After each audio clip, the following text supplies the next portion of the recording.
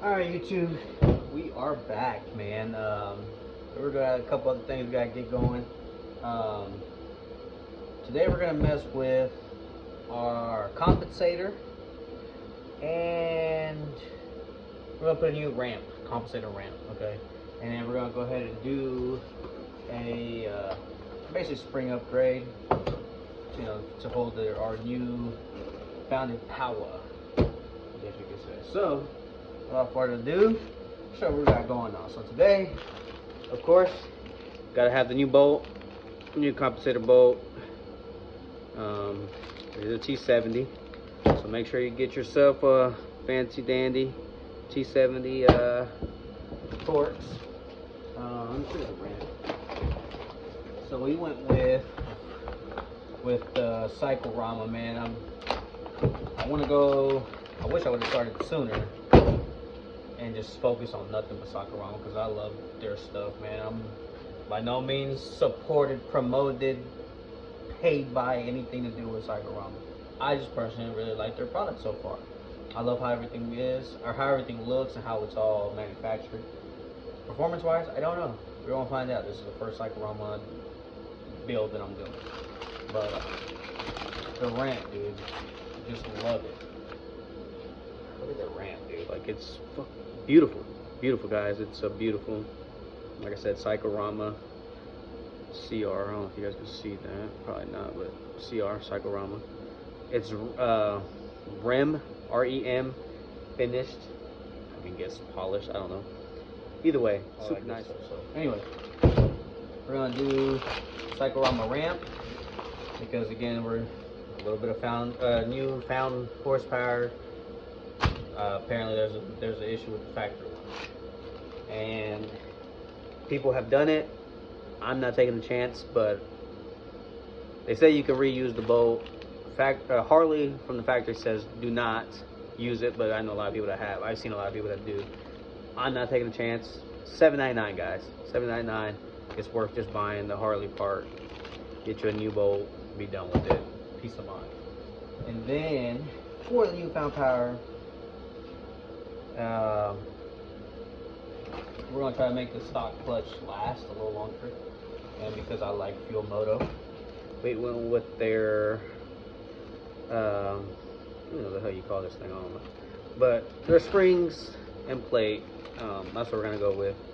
This Fuel Moto's, there you go, Fuel Moto's deluxe clutch kit. Bam, right there, brand made.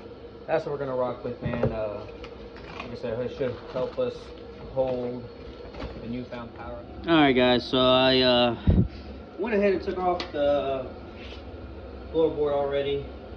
And then I went ahead and, as you guys see, I'm draining out the primary fluid now. It is a 5/8. 5/8 on the drain plug.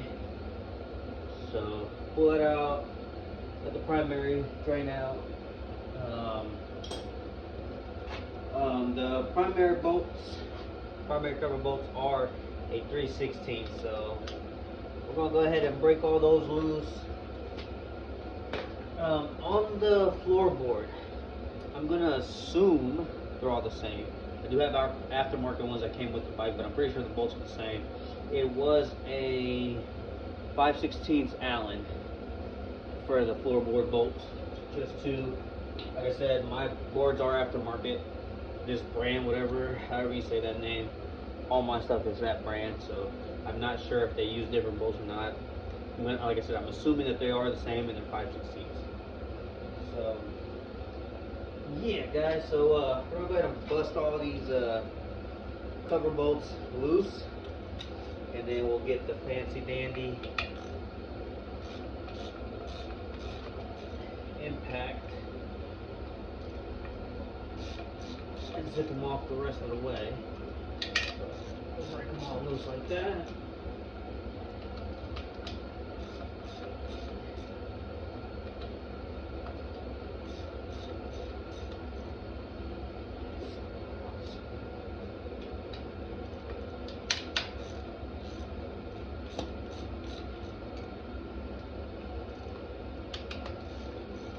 definitely a little cold here in the Midwest, or in Kansas City, and definitely a little chilly out here, man. It's about, I think it's like 2 or 3 degrees today. So we're trying to stay busy, but also trying to stay warm. It's cold for sure. But get these bolts loosened up. Rod is bearable, I guess you could say. It's cold, but it's definitely bearable. Out here getting it in. A little work done to it. You can't add power to something and not do the supporting modifications, you know what I'm saying? So we're gonna go ahead and get some clutch deal figured out.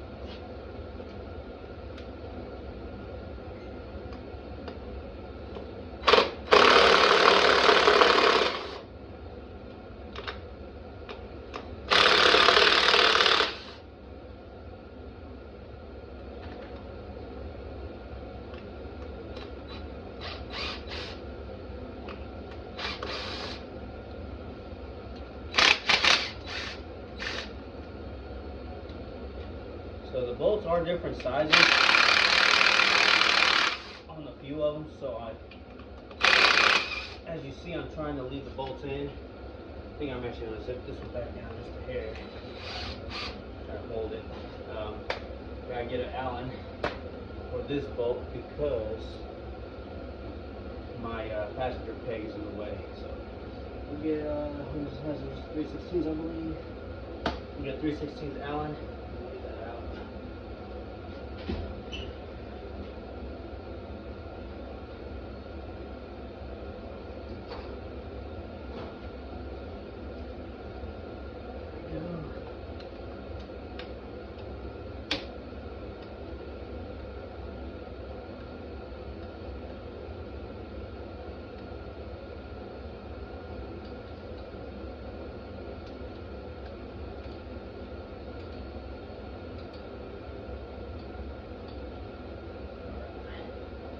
Got those out.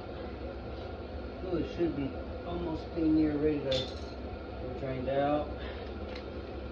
I kind of want to leave that one in there for a second. So yeah, guys, as you see, got the bolts all loosened up all the way around. I'm gonna give it a little bit longer, let all the primary fluid drain all the way out, just because I don't like messes, man. I don't want to deal with the mess. So we'll give it a second. We'll get that all. We'll let it drain out for a little longer. Pull the cover off, and then we'll get to the goodies, man. Stay tuned. All right, guys. So got the cover off. You will need after you get all the bolts out. Let me show you. Bolts are different sizes, so just kind of give a little rough draft because just so you know exactly where those bolts go, because again they are different sizes. You got 4 one size and the rest different size, so I like to just give me a idea of where they go, you know what I'm saying? So that's what I do there. Set to the side. So primary cover, you do have to give it a couple of taps, break it loose with a mallet. Alright guys, so I'm gonna try to get this compensator bolt out. Did get it broke loose. It is a T70, so make sure you grab yourself a T70 and a breaker bar. So when you're doing this, I'm thinking, I'm talking to my audience, they're gonna be doing this on the ground the way I am. No fancy lift. If you got access to a lift, it's probably super easy. But we're on the ground. We're doing it on the ground. T70, break it loose. I wouldn't put it on a lift or a jack stand or whatever. I mean, not a jack stand, a jack, motorcycle jack, because you're gonna. This bolt is torqued down to 175 foot-pounds, I believe, from the factory. So it's gonna take some serious power, and you could possibly tip the bike. So anyway, if you're gonna put it on the jack, break this bolt loose first. One thing you will need is, I got a little Amazon block, little block that locks up your chain to the sprocket so it doesn't let it rotate as you're trying to break the bolt loose. I did get it broke loose already, so that being said, I'll go ahead and put this bad boy on a ratchet, and we're going to try to break this bad boy all the way the rest of the way loose. So as you see, that block holds it, and we're able to loosen it all the way the rest of the way up.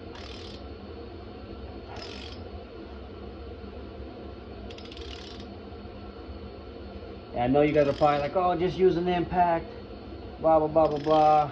And as much as I want to say that, yeah, I was told to not use an impact because your stator is right behind this. It's part of this. So you will shake those magnets loose with an impact. And I know there's a lot of people that say, oh, they do it with an impact, it doesn't affect nothing, blah, blah, blah, blah, blah. Maybe they got lucky. I don't know. I know if I didn't have, I wouldn't have no luck if I didn't have bad luck. So I'm not using an impact. I don't mind taking a little time, pulling it out that way, the slow way, because I know it's not going to shake anything out. There's our bolt. That does not look like factory Loctite, but who knows? Anyway, got that out. Let me see if I can show you guys something real quick.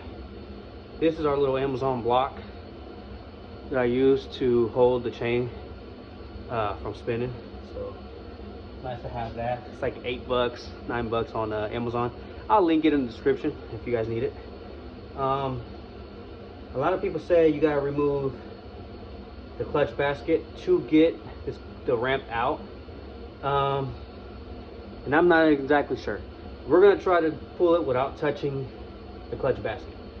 What I am gonna do though is we'll get a little zip tie to lock down this hydraulic tensioner.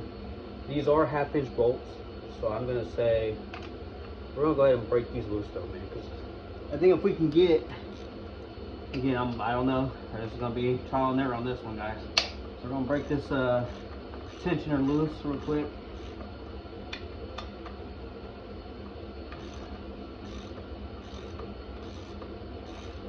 Get that loose. And then there is 2 little notches right here on the tensioner that keeps it together. So we're gonna go ahead and get this little zip tie. And we're gonna try to put it right on that bad boy there, so it will hold it. I'm hoping it's gonna hold it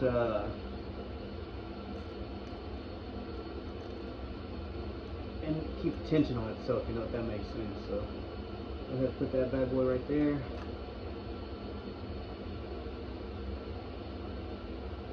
See what that works out.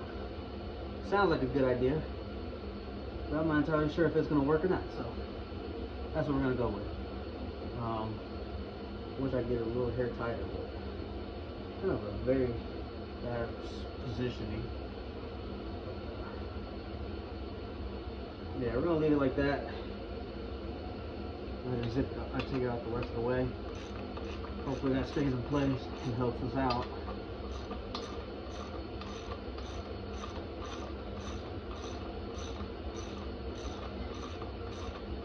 Again, impact might be a lot easier. I just don't trust my stator coming apart. So we're gonna do it this way, man. I don't mind a little extra work. You guys do it how you guys please. I'm doing it this way.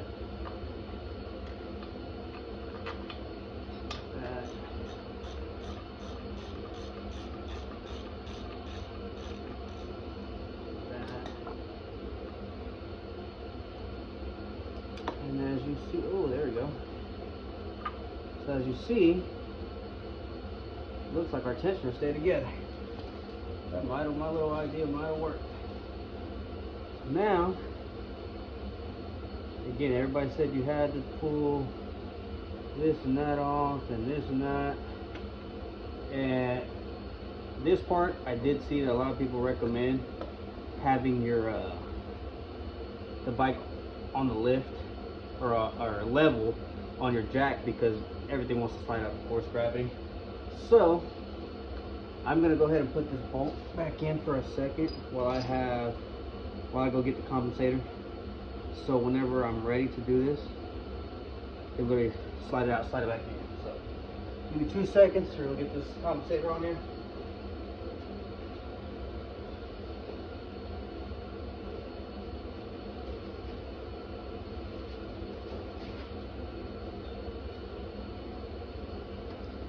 Alright, so got the new ramp ready to go. Set that right there. Go ahead and I'll try to get this bolt back out again real quick. I'll block the camera hopefully. Okay, I'm gonna slide this bad boy out the way.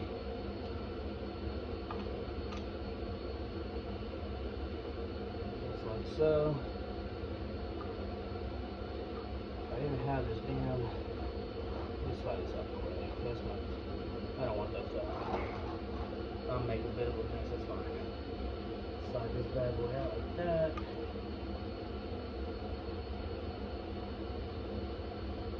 Slide our ramp out.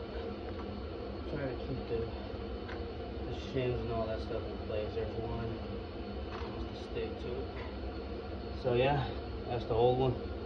Slide that bad boy out. Take our new one, slide it right back on in there, line up in those splines, just like that, guys. Go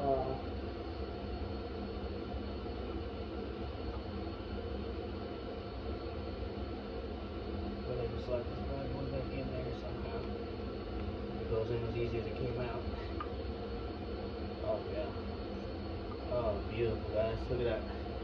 Now, we'll go ahead and do, again, get a new bolt, man. $7.99. Get a new bolt. Don't take a chance. Again, people say you can reuse them. Factory says do not. You want to take your chance on $7.99, that's on you guys. Me, $7.99 buck. $7.99 is nothing compared to the damage that could happen if you were to not replace that. So anyway, our ramp is in. You do not have to pull the primary or the clutch basket, at least on a 19 Road King. I'm assuming all M8 touring bikes are the same. So I'm gonna go on a limb here, take it grain of salt. Touring bikes, you don't need to take off the basket if you take off the tensioner. So again, as you see, we didn't take the clutch basket apart, take it off. It's easy, but we didn't have to. They recommend to do it. We didn't do it. So anyway, we're gonna go ahead and get the zip back down. I'm gonna double check with the Harley specs, but I'm pretty sure it's torque it to 100 foot-pounds, back it off 180 degrees, half a turn, a full turn, and then torque it to 175 foot-pounds is what I'm thinking. I'm gonna double check that before I do that, and then I'll let you guys know. So get my hands wiped up. I'm gonna look up on the manual on the Harley specs on that part, and we'll put this bad boy back together.